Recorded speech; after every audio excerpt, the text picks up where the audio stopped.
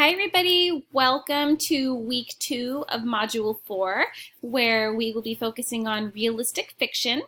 And this week is a little smaller than normal weeks. We just have a reading commentary and a reading organizer due, but our reading commentary is pretty long. So let's take a look at what we've got going on this week. Remember, this is a 3-week module, so next week we will be in week 3 of module 4. But for now, let's take a look at realistic fiction. So you get to focus on realistic fiction in our module reading this week, and of course that will help you to complete your reading organizer. So continue on with making sure that each prompt is answered in 100 words or more. You can certainly go deeper if you'd like, and do enjoy that experience as you make personal meaning to what the text was saying. That of course is due on Tuesday. And then our reading commentary number 7 is Newbery Award winners. Now, as I mentioned in my last video last week when we were talking about poetry, looking ahead, I was hoping that you would begin reading your Newbery book last week because these books are longer. So this is the one reading commentary where you only need to read one book for the RC. Because they're long, they're chapter books, I understand that you certainly will not be able to read 2 in 1 week. So I just want you to read one of these books, and we can find Newbery Award winning books on our Newbery Award winner list.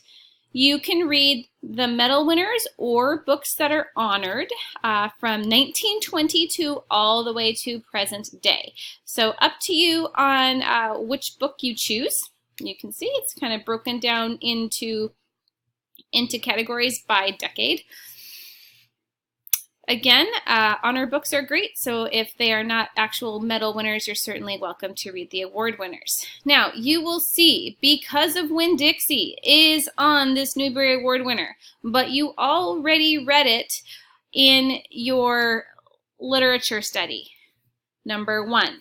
So because of Winn-Dixie is out, you may not use that book for your reading commentary this week. It needs to be a new book that you have not read for this course.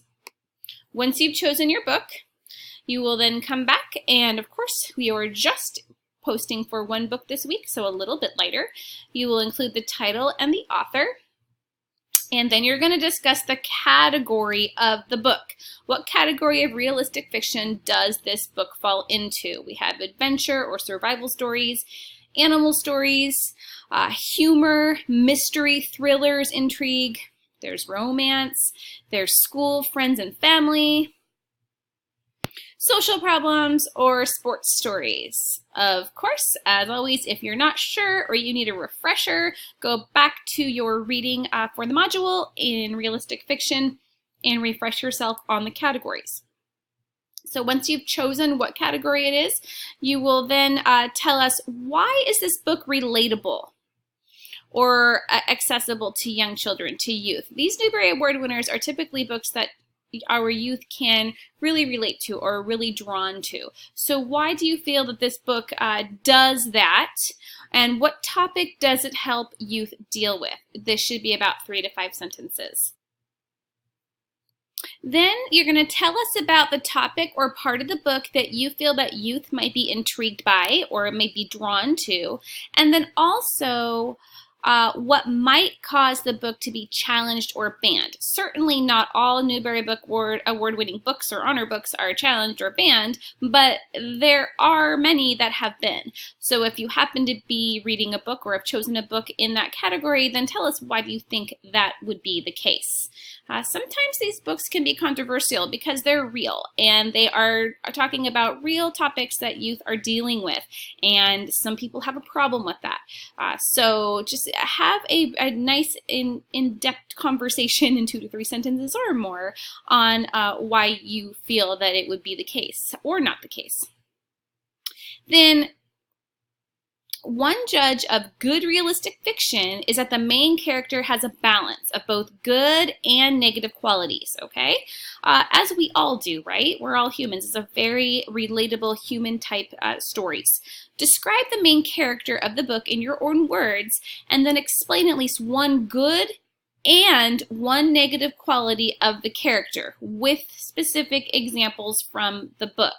This should be a nice hefty 3 to 5 sentence paragraph here. So I want at least one good trait and one negative trait of that particular main character.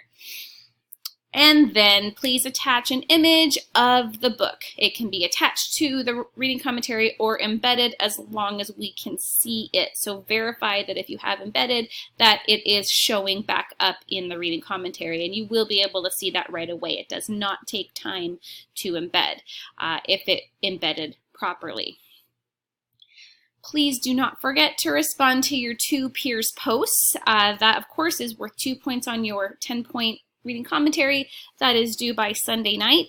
And of course, you only need one picture of one book for this commentary, and with one picture you will get credit for the full credit for including the pictures, obviously. Okay, have fun with this. Newbery Award winners are typically near and dear to our heart. They're books that people can really relate to. Sometimes we have read them back when we were young, and we still remember them today. So if you have a book on your heart that is like that, by all means, certainly use that book. I want you to have a connection to the story, because when we like our story, when we like the book, we tend to get a better experience. If we are not feeling any sort of connection, then we tend to not really want to continue reading it. Okay, you guys, that is really what is due this week. It's a very hefty reading commentary, therefore I don't have anything else due. So enjoy this, and please make sure that you post to the board by Thursday and respond to your 2 peers by Sunday. And of course, as always in EDU291, we have to be looking ahead. So I have been telling you for many weeks now that your second literature study is coming up due. That is going to be due next week. So hopefully you are almost finished reading The Hunger Games. In my next video, I will go over what to do when completing our Hunger Games literature study. But for now, please do continue reading if you haven't already, and be ready to complete your literature study next week. Also, make sure that you're just kind of looking ahead. I know you're all very busy, so in Module 5, you want to check out that reading library book checklist. If you are going to the library monthly, then this would be about the time to start looking ahead to what would need to be checked out for next week. Okay, everybody. That concludes our realistic fiction video, and if you have any questions or any concerns or any wonderful comments for me, please send me a message through Canvas. As you know, I really am here to help, and I hope you have a wonderful week. Bye for now.